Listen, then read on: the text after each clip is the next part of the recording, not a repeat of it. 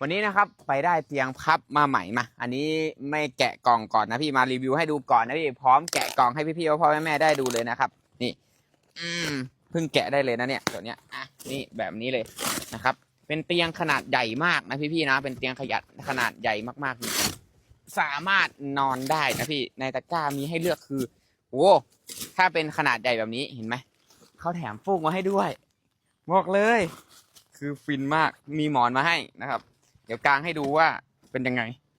นี่นะครับสามารถปรับได้4 ระดับไม่ว่าจะนอนราบนอนเอียงนอนเฉียงหรือว่านอนอ่านหนังสือคือได้หมดเลยที่สำคัญรับน้ำหนักได้เยอะมากคนสูง190เวลานอนตีนก็ไม่โผล่ด้วยถ้าซื้อไซส์ใหญ่สุดนะแถมยังไม่หมดเพียงแค่นั้นนะครับมาดูนี่ให้อุปกรณ์เสริมมาคือนี่ฟูกดูให้ดูฟูกของเขานะครับนี่เห็นไหม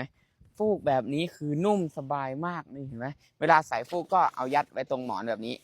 นอนสบายๆได้เลยไม่ต้องห่วงไม่ต้องกลัววันไหนที่เมียเราไล่ออกจากบ้านนะพี่เอาผ้าห่มกับเตียงนี้ไปแข็งแรงทนทานบอกเลยว่าฟินมากหรือวันที่อยากพักผ่อนสบายๆเอานี้ไปนอนกลางบ้านหรือว่านอนนอกบ้านคือจบแล้วราคาพิกัดอยู่ในตะกร้าเดี๋ยวปักไว้ให้จ้า